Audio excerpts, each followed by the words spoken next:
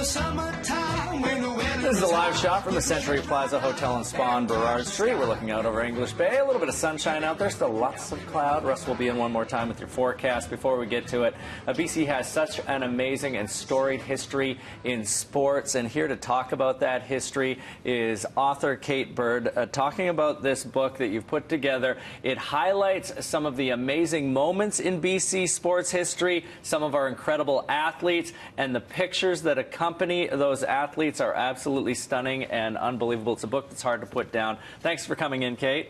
Nice to be here. Let's talk about the history going back 100 years and the history in photos. Putting something like this together is obviously a big task. So where do you start compiling?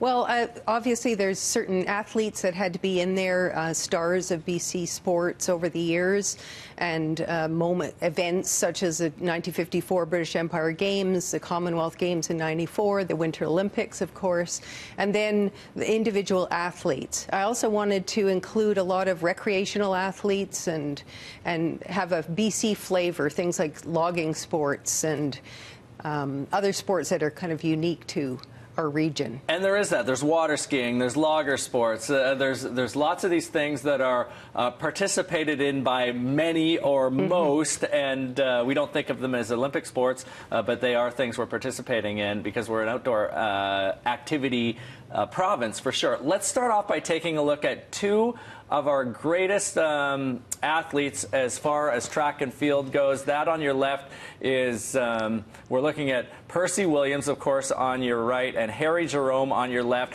And Harry Jerome is just a young man here, just a man of 19 years old. Yes, that's right. He's just a teenager. And so what's this photo representing? This one's from 1959, and he beat Percy Williams' 1928 record after all those years. It was actually, once again, a Vancouver guy. In 1928, Percy Williams won the gold and silver at the 1928 Olympics in the 100 and 200. He became the fastest man in the world. And he's basically unknown at the time. Absolutely He's unknown. at this outpost out in Western Canada. Absolutely. He came from nowhere. There's an unbelievable story I read about Percy Williams. He gets there, was it Amsterdam, the Olympics? Yes. Gets to Amsterdam, no training staff, no trainer. He's in his hotel room. He takes the mattress off his bed, leans it up against the wall, and practices running into it for his starts. His coach had to work on a boat to get over there because he wasn't funded.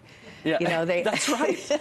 It's incredible. And then Harry Jerome, such a rich history from the North Shore, from North Vancouver, went on to incredible track success at the University of Oregon, missed out on the early involvement of Nike, which is one of the sad stories about Harry Jerome, but we see a statue in the park, and there's a rec center named after him in North Vancouver. And his sister Valerie as well was an accomplished athlete. And you have a picture of Valerie here in the book. Was she a long jumper, high jumper? She was high jump. High jump, I think, and many other track athletes. Let's talk about the long history of rowing and paddling in our province, and it goes back, of course, thousands of years. Yes.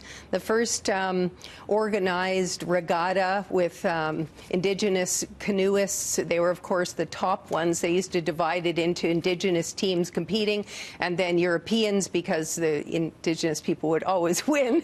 And then, so they had, by 1867 in Victoria, the Victoria Regatta, about 1,000 spectators would come every year on the Queen's birthday on May 24th weekend, competing. And then, of course, rowing over the years. There have been rowers, the UBC, Vancouver Rowing Club 8s won various medals. And we were looking at the UBC team training there in Cole Harbour, and you see in the background the old Vancouver, hardly any buildings. And that's what's so unbelievable about some of these pictures. There's one I want to show here, and this is, I remember her very vividly. It's Debbie Brill. Oh, there's that image from UBC. That's Debbie Brill, and of course Greg Joy, two of the greatest high jumpers in Canadian and world history, both British Columbians. She was known for being one of the first women to do the Brill bend. That's right. Going over the bar shoulder first as opposed to leaping over it with the scissor kick.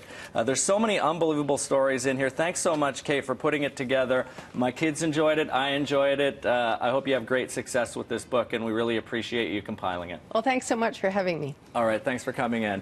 Coming up, Entertainment City is next. Stick around.